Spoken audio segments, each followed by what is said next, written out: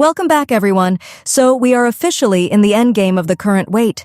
In about 2 weeks, version 6.3 finally arrives, and with it, the debut of Columbina. Now, I know the feeling. You look at the leaked banners Neuvillette, Columbina, Zibai, and then you look at your stash and you feel that pit in your stomach. You think you have to skip someone. You think you don't have enough. But here is the crazy part. A lot of you are about to realize you are way less broke than you think. Because if you actually sit down and add everything up, every event, every reset, every chest, this patch is shaping up to be one of those rare moments where free-to-play players can build a real stash again.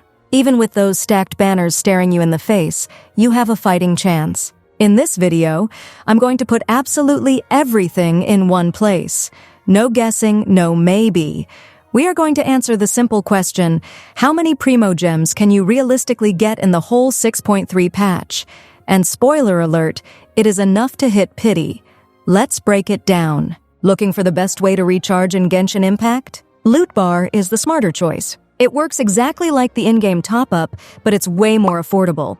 New users get 10% off with the link in the pinned comment, and users can receive an additional 5% discount coupon.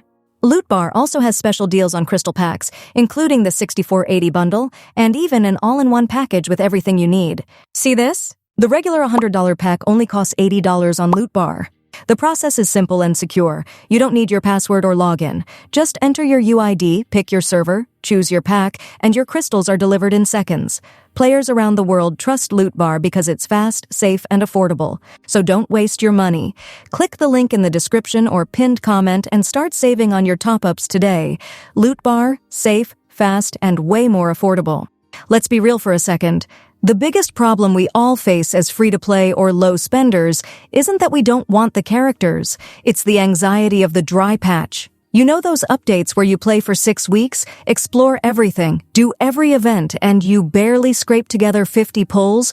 It feels like you're working a job that doesn't pay you enough. That fear is what makes people rage quit or impulse swipe their credit card. You see a character like Columbina, who we have been waiting for since the Harbinger's trailer dropped years ago, and you feel like the game is setting you up to fail. But 6.3 is different. It's not just one thing giving us gems, it's everything resetting at once. Let's start with the boring but reliable foundation, daily commissions. I know, doing dailies feels like a chore. It's unexciting. But over the full 42 days of the patch, you are looking at 2,520 Primogems from dailies alone. That is the part you can basically treat as guaranteed income. As long as you log in and do your routine, that money is yours. It's the baseline. But a baseline doesn't get you a C0 Columbina, so let's add the exploration. We are getting a new map area in 6.3. Now, whenever we get map expansions, the Primogem count fluctuates a bit, but the estimate floating around right now is about 1,850 Primogems just from exploring the new area. That means chest hunting, waypoints, unlocking statues, the stuff you do naturally while playing. And because there is a new map, there is a new offering system. In this case, it's the Luna Sigil offering system. Maxing that out, or at least pushing it as far as it goes in 6.3, gives us another 950 Primogems. So, just from existing and walking around the new map, you're already sitting on a decent pile. But now we have to talk about the resets, because 6.3 has a ridiculous amount of them stacking at the same time. These are the most calendar-reliable Primogems in the whole patch. First, the Paimon Shop reset. It happens once during the version. That is 5 intertwined fates. That equals 800 Primogems in value. It is not flashy, but it is basically free, and you should always count it because it is the same for everyone, as long as you remember to save your Stardust to buy it. Then we have one new Imaginarium Theater reset. If you clear it, that is 1,100 Primogems. After that comes Stygian Onslaught. This will net you another 450 Primogems. I want to pause on Stygian Onslaught for a second. The best part about this mode is how consistent and low effort the Primogem part is. I know some endgame modes can be frustrating, but for Stygian Onslaught, you do not need to sweat the highest difficulty for hours. For the Primogems specifically, it is enough to clear the first few stages. Or just do that one hard stage that low-key should be called easy because it feels so free. You go in, you claim, you leave.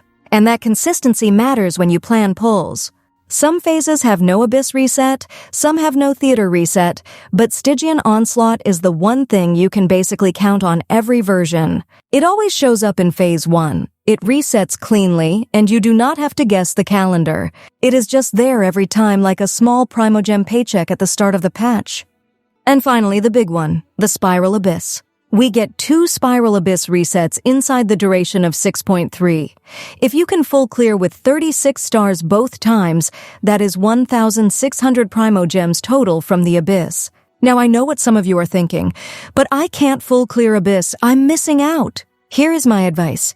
Do not mentally set that number to 0. Even if you cannot full clear, a lot of accounts can still grab a huge part of it. Maybe you get 33 stars. Maybe you just clear floor 11, that is still hundreds of gems. Think of the Abyss as a sliding reward. Your number might be smaller than the max, but it is still usually worth pushing, especially in a patch where the banners are this stacked and you want every extra pull you can squeeze out.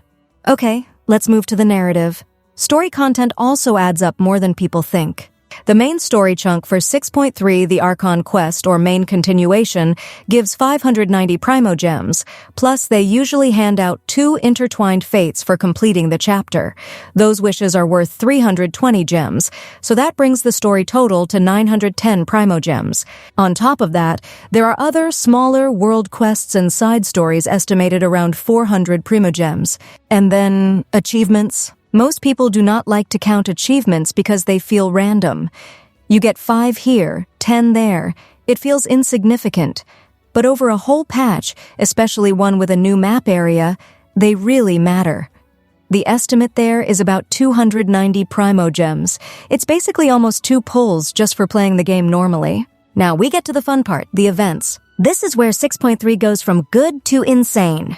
The standard main event of the patch is usually around 1,000 Primogems. Then you have the 2 smaller side events that are usually 420 each, so that is another 840 Primogems. But the real headline, the reason everyone loves the X3 patches, is Lantern Rite. This is where the patch starts to look silly in a good way.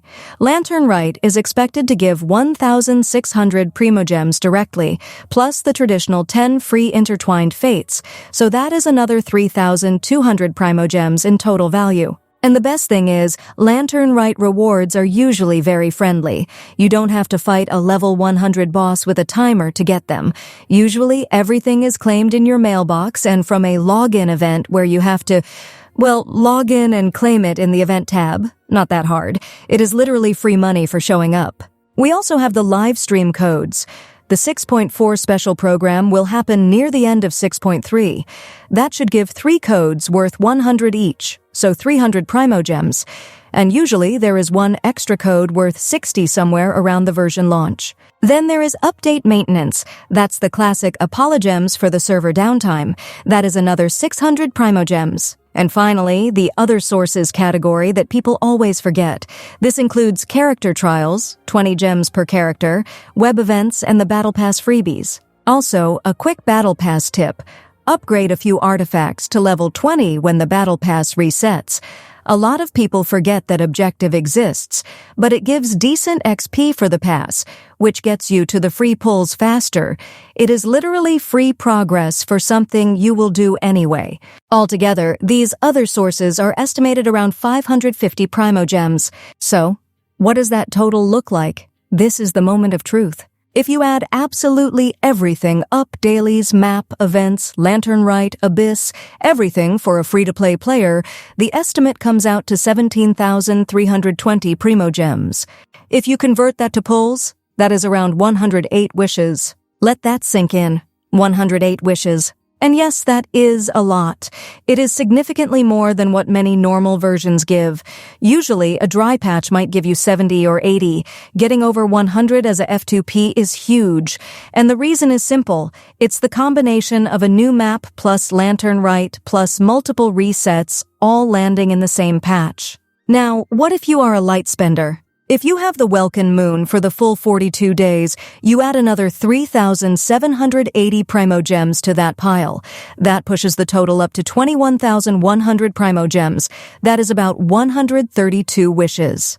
And if you also buy the Battle Pass, Gnostic Hymn, this version, you get another 1,320 Primogems worth of value, mostly in wishes, which raises the grand total to 22,420 Primogems. That is around 140 wishes. That is genuinely good news. Honestly, the community needed a patch like this. The timing could not be better because the banners we are expecting are not exactly easy skips.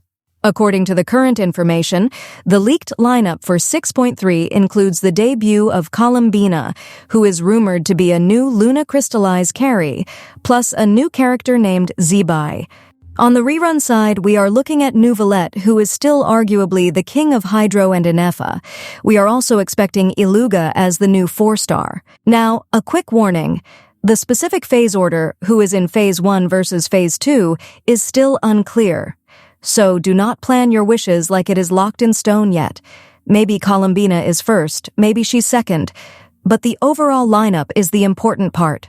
This is a stacked version. If we only had 50 pulls, it would be a disaster, but having over 100 free-to-play wishes on the table makes the whole situation feel way less hopeless. You actually have room to maneuver. You can hit a pity. You can maybe win a 50-50 and still have leftovers for the weapon banner if you're feeling lucky, though I wouldn't recommend it. And before you ask in the comments, but what if I only care about Phase 1? Yes, I am also doing separate Primogem videos for both phases. I know a lot of you do not care about the full patch total if your target banner is in Phase 1, or if you are trying to survive until Phase 2 without swiping. So the Phase 1 Primogem video will drop a few days before 6.3 goes live. That way, you can plan your Day 1 pulls with real, finalized numbers. And the Phase 2 Primogem video will come during Phase 1, early enough that you still have time to adjust your saving plan before the second half starts. So no worries, you will have a clean breakdown for both halves in time. One more thing to keep in mind, the 6.3 special program will happen very soon. That is where we will get clearer info on the events, the specific Lantern Rite details, the official banner phase order, and of course, the Primogem codes. It is always on a Friday. So if you are planning your pulls and your savings, just keep that timing in your head. At the end of the day, do not stress yourself out trying to min-max every single Primogem like it is a second job. The big pieces are clear. Do your dailies, do Lantern Rite, do the main events, explore the new map at your own pace, and grab those resets. If you just do those main things, you are going into Columbina's debut patch with real ammo, not just hope. 108 pulls is enough to guarantee a 5-star if you start from 0, and if you have any savings right now, you are in a great spot.